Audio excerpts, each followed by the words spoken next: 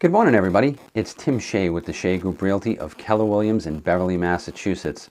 I'm here with another freeze frame market update for you and some key market statistics. People ask me, how is the market doing? And I say, well, that depends on whether you're buying or whether you're selling. So I've got some data here that I want to share with you, and it'll hopefully give you some insights to what the market has in store for you if you are buying or if you're selling. So without any further ado, let's go ahead and take a look at what those numbers mean. So we're looking at January 1st through January 20th market statistics, comparing that same time period in 2016 to now in 2017. We're looking at Essex County single-family homes and condominiums. We're going to go through some key data and talk about what those mean. So in sales from 2016, this period, to 2017 right now, we're actually up 19.9%. So that's a good sign. Sales are continuing to rise. In median prices, we're actually up 9.29%. So that's great. Prices continue to rise. There's an appreciation built into the market if you're selling. Inventory, we are still down. This period in 2016 to now to 2017, we're down 11.12%. And when we look at the numbers from a month to month, we're continuously lagging 2016. And that's caused a lot of the problems in this current market. There's just not a lot of inventory. So it's great for sellers, and it stinks if you're buying because you've got a lot of competition out there and prices are going for a pretty good premium. And this adds into the next. So we've got pending supply, we're actually down 3.1%. That means what's going to be closing in the next 30, 60, 90 days.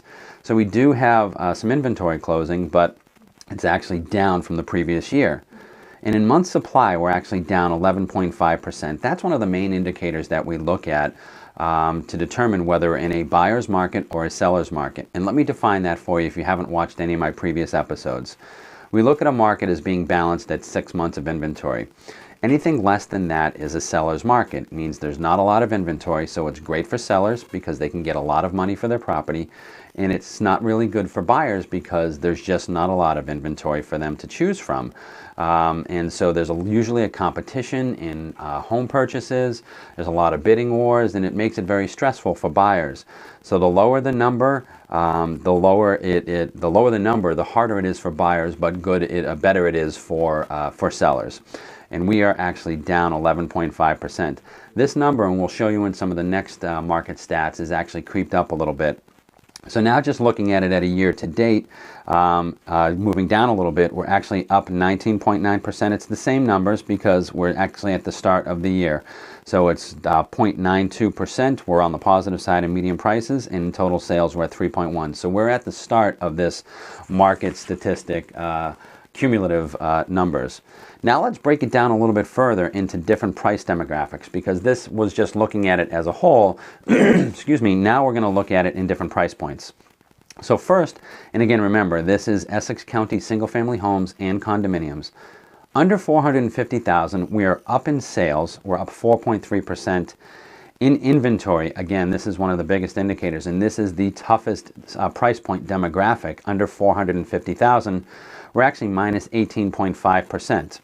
And in months supply of inventory, we are down to 1.4. That's minus 17.7%.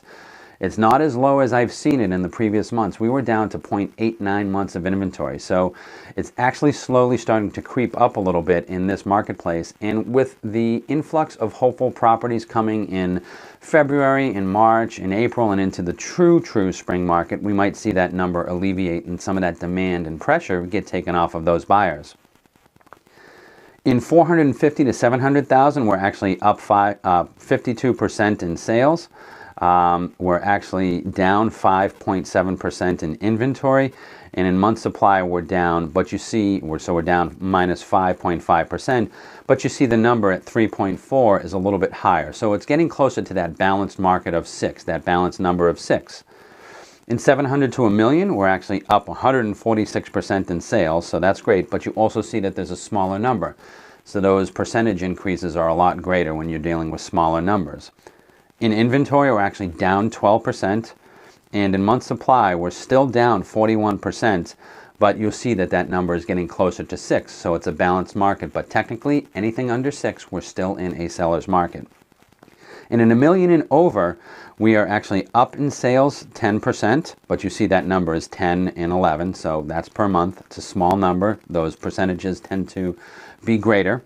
In inventory, we're actually up 5.7%, and in month supply, we're actually up 6.3% to 11.9 months of inventory. So that's great if you're a buyer in that demographic. You have a lot to choose from.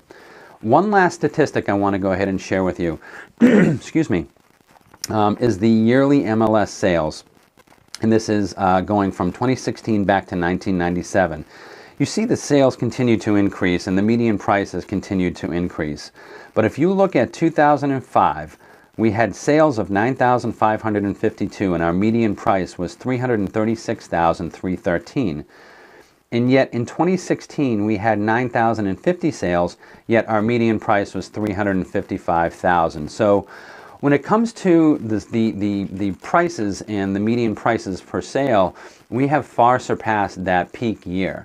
There's no doubt about it, but we are still at a deficit. So what it really means is this. If you're looking to go ahead and buy a property, you're going to have some stiff competition, especially if you're in the 400, well, let's just call it 500,000 and below. You're going to have very competitive offers. When properties hit the market, if they're priced right, they're going to go just like that. So you're going to be competing with possibly 1, 2, 3 other parties, and you're going to have to put your best foot forward. Sometimes you might have to get a little creative, and we can talk to you about those special creative options in writing into contracts, whether it be escalation clauses, shoring up the terms, because price is not always the one determining factor in an offer. It's terms. Whether you have a quick close, whether your lender can do a quick close. Do you want to eliminate home inspection? Not something that's recommended, but maybe somebody who's buying the property is a contractor and they're well versed in that. They might be able to feel comfortable getting away with eliminating the home inspection. And your earnest money deposits, how much money are you going to put down, are all factors that contribute to creating a good offer. Now, if you're looking to sell, clearly the numbers dictate that you're going to be getting as much money as you possibly can for your property. Now, the key to that is, though, is you have to price it properly.